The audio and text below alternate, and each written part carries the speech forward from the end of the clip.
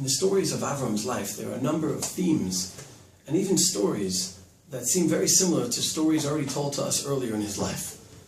Maybe the best example of this is the story of Avram's wife being taken by a foreign king. In last week's Parasha, Parashat Lach Lecha, we read about Paro in Mitzrayim taking Sarah from Avram, trying to take her as his own wife. In this week's Parasha, we read about a very similar event. Avimelech, the Melech of the Plishtim, Melech Gerar, is the one who takes Sarah from Avraham. And the obvious question is why the Torah tells us the same or similar story a second time. Well, one could say because it happened the second time. But we know that the Torah doesn't tell us everything that happened in Avram's life. It tells us the things we're meant to learn from. So the question we need to ask is, what are we meant to learn from this second story of the taking of Avram's life that we didn't see in the first?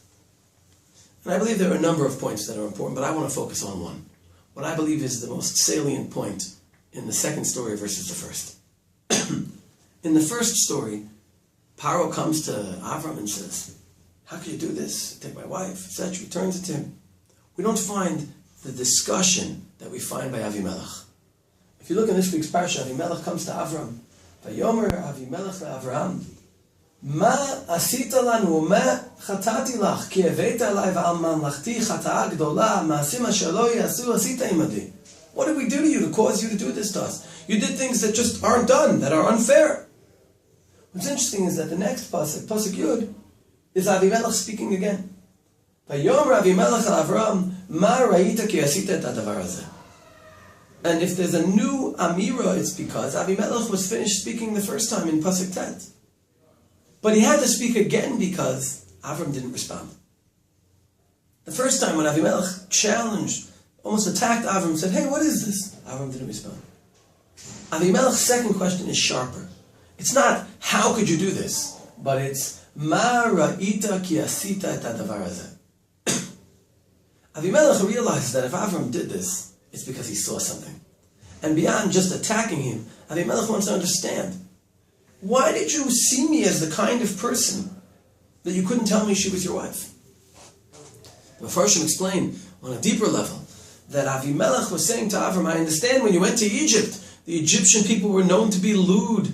We understand why you would have to hide the identity of your wife, but the Plishtim, the Palestinians, we are moral, ethical people.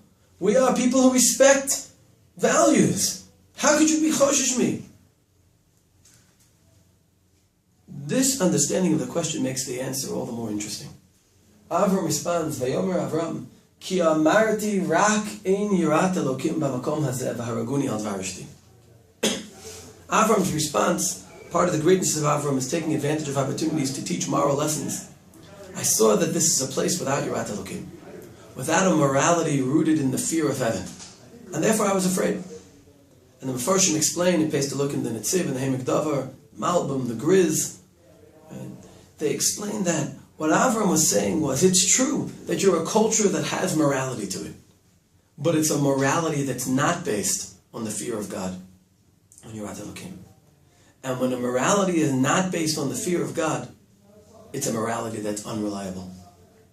The Griz points out that Avram was afraid that they would kill him to take his wife. What kind of society respects a husband-wife relationship? They won't just take the woman, but would kill to get her. The Netziv talks about how it's unreliable because when people's morality isn't rooted in Yirat Elokim, sometimes their Yetzer can push them to make these mistakes. And obviously this is a very big lesson for us in founding our morality. Rav Chanan Wasserman spoke to the Rabbinical Seminary in Berlin in the 1930s. Speech appears in Kovitz Ma'amorim, and he says there, on this pasuk, Rak ein yirat Elokim b'makom hazeh. You may have morality, you may have everything. Rak ein yirat Elokim. The only thing missing is yirat Elokim. And he connects this to the pasuk at the end of Sefer Kohelet. Sof davar hakol nishma et Elokim yira ve'et mitzvotav shemor ki zeh kol adam. And Rabbi Chanan says, if you had a wild animal, a lion, inside your house, you wouldn't let him roam free. You would lock him up. Human beings are much more dangerous than lions. They have the most potential to build and destroy. The one thing that protects us from each other the one thing that holds people back from damaging each other is Yirat Elokim. And he says, in fact, if you lack Yirat Elokim, to a large extent you lack the defining feature of being a person, a refined person. Et Elokim yirav et mitzvotav shemor ki zeh kol ha'adam. Without Yirat Elokim, a person technically may be a Homo sapien, but their conduct can be the same as animals. And he writes there that without Yirat Elokim, even cultures that are refined and moral and ethical, and clearly he's talking about Germany, have the potential to kill millions. And of course, Rav Elchanan was a victim of the culture he was criticizing short time later. The lesson for us from these events, from the Torah and recent times, on a personal level, is to ensure that our values, our tzedakah u'mishpat, aren't based on the culture around us that may often resonate it, but they're based on our sense of Yirat Elokim that requires it. And if so, we have values for the right reasons and in the right balance, and the Mitzvah Hashem will live by them. Shabbat Shalom.